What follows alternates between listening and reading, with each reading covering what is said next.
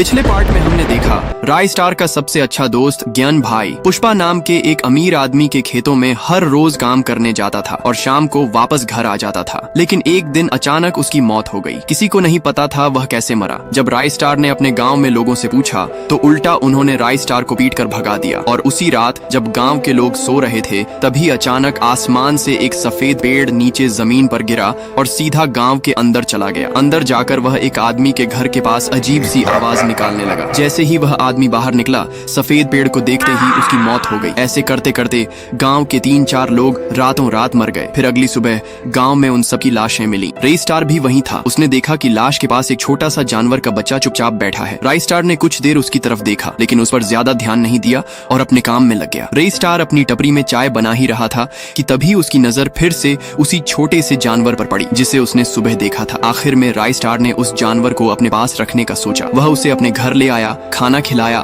और रात में दोनों सो गए। लेकिन सुबह जब वह उठा तो देखा कि जानवर वहाँ नहीं है। बाहर निकला तो गांव के बीच फिर से एक नई लाश पड़ी थी और उसके पास वही जानवर खड़ा था। अब राय स्टार समझ गया कि वही जानवर गांव वालों की मौत का कारण है। उस रात राय स्टार ने एक मजबूत प्लान बनाया। उसने जानवर को खाना खिलाया और दोनों एक साथ सो गए। लेकिन आधी रात को वह जानवर चुपके से घर से बाहर निकला और गायब हो गया। राय स्टार उसका पीछा करने लगा। उसने देखा गांव के बीच में एक सूखा सफेद पेड़ चमक रहा है। गांव के लोग जैसे ही उस पेड़ को देखते उनकी तुरंत मौत हो जाती। फिर वही पेड़ बदलकर उसी छोटे जानवर का रूप ले लेता। राय स्टार ने चिल्लाकर कहा, कौन है तू? मेरे गांव वालों को क्यों मार रहा है? जानवर धीरे धीरे पास आया और अपना रूप बदलने लगा और सामने आया कोई और नहीं बल्कि ज्ञान भाई। राय स्टार चौंक कर बोला, ज्ञान भाई ये तुम्हें क्या हो गया? ज्ञान भाई रोते हुए बोला, ये सब पुष्पा की वजह से हुआ है। राय स्टार ने पूछा, उसने तेरे साथ क्या कर दिया? ज्ञान ने कहा, हर रोज मैं और गाँव वाले पुष्पा के लाल चंदन के बाग में काम करने जाते थे। वह हमें लकड़ियां कटवाता था। लेकिन एक दिन मैंने देखा पुष्पा के आदमी अपनी गाड़ियों में जानवरों को ले जा रहे हैं। मुझे शक हुआ तो मैंने उनका पीछा किया। वहां जाकर देखा पुष्पा और उसके आदमी जंगल के जानवरों को पकड़कर पिंजरों में बंद रखते थे और उन्हें महंगे दामों पर बेचते थे। मैं ये बात पुलिस को बताने वाला था लेकिन तभी पुष्पा और उसके आदमी ने मुझे पकड़ लिया। गाँव वाले भी वहीं थे। मैंने सबसे मदद मांगी लेकिन किसी ने मेरी मदद नहीं की। आखिर में पुष्पा ने मुझे जानवरों के पिंजरे में डाल दिया और उन जानवरों ने मुझे फाड़ डाला। मेरी आत्मा एक सूखे पेड़ और एक जले हुए बंदर में समा गई और मैं ऐसा बन गया। अब मैं सारे गांव से बदला लूंगा जब तक पुष्पा को मार न दूं। ये सुनकर राय स्टार भी गुस्से से भर गया। उसने ज्ञान भाई की आत्मा को सफेद पेड़ में कैद किया और साथ लेकर पुष्पा के बाग पहुंचा। वहां पुष्पा अपने आदमियों के साथ रात में आराम कर रहा था। राय स्टार ने उसके दोनों आदमियों को खत्म कर दिया और बोला, चलो पुष्पा, लकड़ियां चुराने वाले, अब तुम्हारा समय खत्म हुआ। पुष्पा हंसकर बोला, तू मारेगा मुझे? सिर्फ तू? राय स्टार ने कहा, मैं नहीं। उसी वक्त आसमान से सफेद पेड़ जमीन पर गिरा और लाल गोरिल्ला बन गया। उसने पुष्पा को पैरों तले कुचलकर खत्म कर दिया।